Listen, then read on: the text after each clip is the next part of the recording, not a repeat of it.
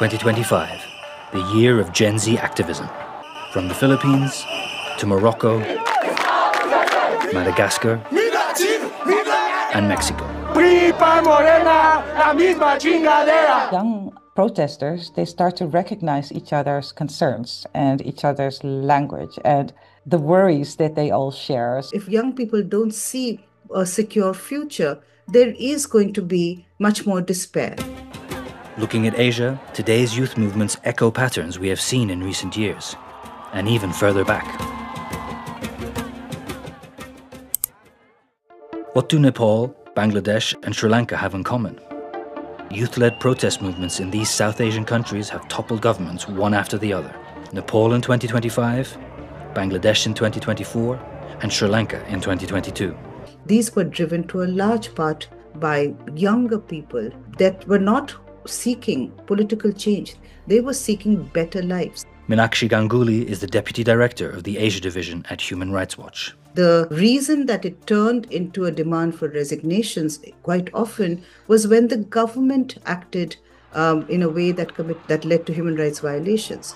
So we are also recognizing that when there are these authoritarian governments, and if the public becomes very, very angry, then it is very hard to control that kind of crowd. In Nepal, the protests were triggered by a social media ban. In Bangladesh, by government job quotas. And in Sri Lanka, by an economic crisis. Political leaders need to hold themselves to account for failing their citizenry, for failing the younger population that is looking towards their future and is worried about jobs, about employment, about cost of living, about the climate, about so many different issues that are of pressing interest to younger people. Thousands of kilometers away in Indonesia, similar scenes unfolded. Weeks before Gen Z protests exploded in Nepal, Indonesians took to the streets in August 2025 to voice their anger at lavish perks for government officials. Unlike Nepal, Indonesia's protest did not force a change in leadership, but President Prabowo Subianto did roll back some government perks.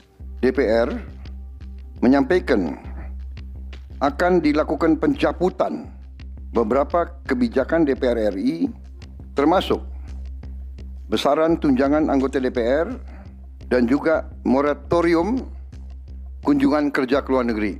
Government concessions that we saw in Indonesia, which of course was very symbolic and very minimal. Dr. Yatun Sastramijaya is an associate professor of anthropology at the University of Amsterdam. Like, okay, let's retract those housing bonuses, let's reshuffle the cabinet and fire the most problematic or the most unpopular MPs, and then the problem is solved. The August protest didn't come out of nowhere. In February 2025, for example, there was a nationwide movement called Indonesia Gelap, or Dark Indonesia, against austerity measures. And then in March, there were more protests after Indonesia's parliament passed revisions to the country's military law, which allocates more civilian posts for military officers. So if you look at all these protests together as one bigger wave that is formed by all these smaller waves, you see that the underlying issues are so closely related and none of them are solved actually. Dr. Sastramijaya told EW that young people will return to the streets as long as the structural issues are not resolved. The latest waves of protest feel familiar. Asia's youth have been here before. In 2014, yellow umbrellas filled the streets of Hong Kong as protesters demanded the right to choose their own leaders.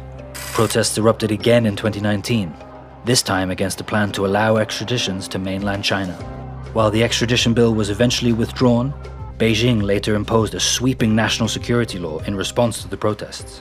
港區國安法係香港走出困局，從亂到治嘅轉機。The national security law is actually not a legal thing, but a political tool for the regime, for the government to suppress political dissidents. An additional security law called Article 23 further tightened restrictions. Fast forward to December 2025, and Hong Kong's last major opposition party was dissolved. If you mix pro-democracy agenda with state sovereignty agenda, things get really messy.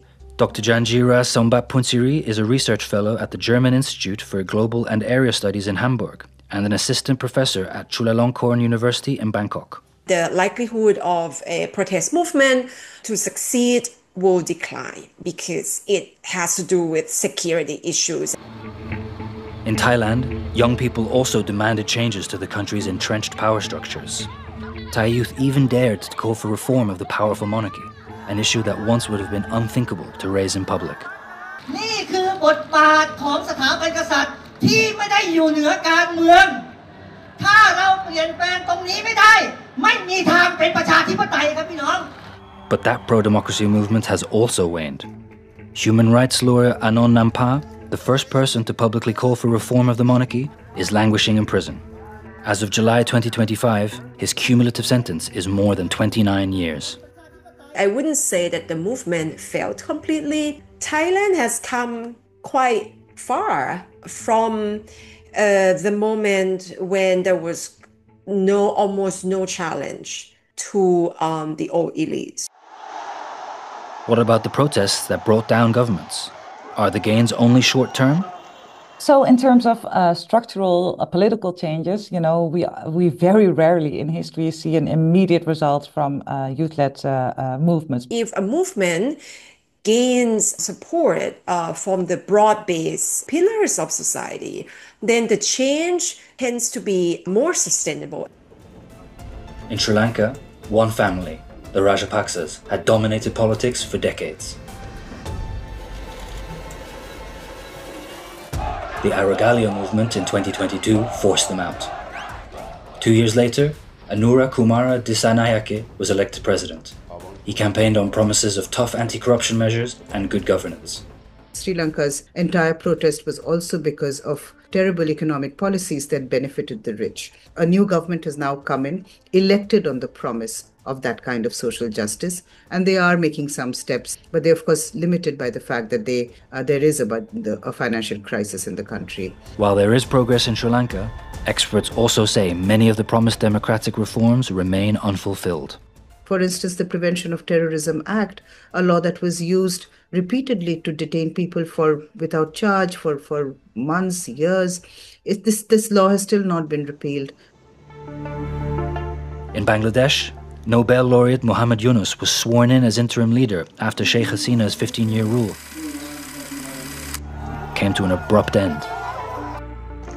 But more than a year and a half later, some have criticized the Yunus-led interim government for not doing enough on human rights reforms.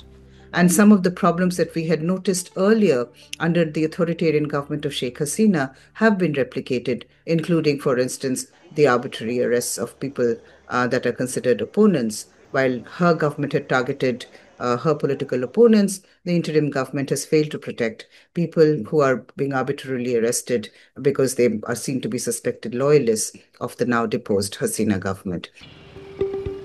In February 2026, Bangladesh will choose its new leader, the country's first vote since the student-led uprising that ousted Hasina.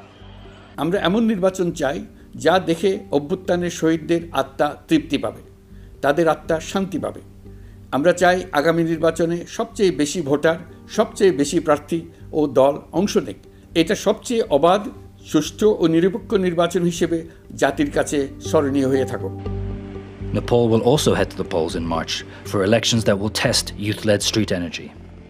The democratic future of a country obviously does not depend on social movements or youth movements or any kind of movements alone. This has to do with the whole constellation in power and how far they are willing to concede to demands for democratization, coming from the ground.